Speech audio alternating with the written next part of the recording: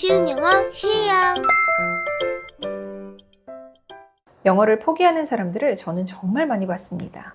공부를 안 한 것도 아니고 학원을 안 다닌 것도 아니고 영어 공부에 시간을 안 쓴 것도 아닌데 어느 순간 이렇게 말합니다. 저는 영어는 안 되겠어요. 그래서 오늘은 영포자가 영어를 포기하지 않게 하는 방법에 대해서 제가 실제로 수업하면서 가장 중요하다고 느낀 3가지에 대해서 말씀드리려고 합니다. 첫 번째, 방법을 터득하게 하지 말고 방법을 직접 알려줘야 합니다. 많은 사람들은 오랜 기간 영어를 공부하면서 자연스럽게 영어의 어순을 터득합니다. 하지만 모두가 그런 건 아니에요. 영어를 오래 공부했는데도 막상 문장을 쓰려고 하면 뭐부터 써야 할지 모르겠다는 분들 정말 많습니다. 이런 분들에게 장황한 설명보다 필요한 건 이겁니다. 영어의 어순은 한 가지로 정해져 있고 그 순서에 맞춰 단어를 끼워 넣으면 된다. 계속 공부하면 익숙해져요. 이 패턴에 단어만 바꾸면 돼요. 이런 말보다는 영어는 순서가 딱 한 가지로 정해져 있어요. 여기에 단어만 넣으면 돼요. 이렇게 직접적으로 알려주면 영어 문장을 훨씬 더 쉽게 만들 수 있습니다. 두 번째, 우리말을 잘하는 사람이 영어도 잘합니다. 우리는 우리말을 어릴 때부터 듣고, 말하고, 읽고, 쓰면서 자연스럽게 구조와 시제가 잡혀 있습니다.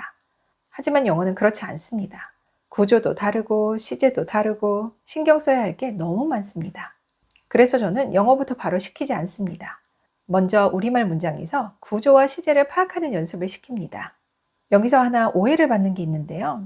제가 주어, 동사, 목적어 이런 용어들을 쓰다 보니 문법 설명을 한다고 생각하시는 분들이 꽤 계세요. 그런데 이건 문법을 가르치기 위한 게 아니라 영어 문장의 순서를 표시하기 위한 하나의 도구일 뿐입니다.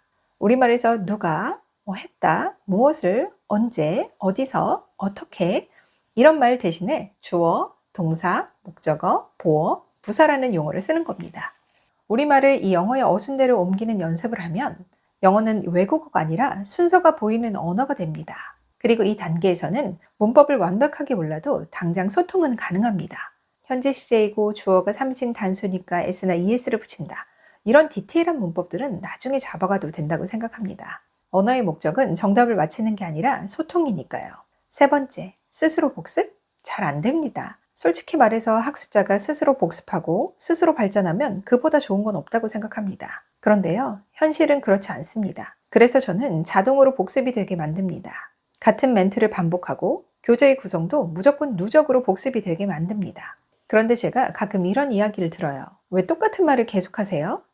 좀 지겨워요. 그럴 수 있습니다. 하지만 한 번 이해했다고 해서 그게 바로 자기 것이 되지는 않습니다. 우리가 자기 이름을 절대 잊지 않는 이유는 수없이 많이 사용했기 때문이에요. 어린 시절 입양되어 그 이름이 더 이상 불리지 않으면 자기 이름을 잊어버리는 경우도 있습니다. 영어도 똑같습니다. 그래서 영어 학습에서 복습이 중요하다는 건 누구나 알고 있는 사실입니다.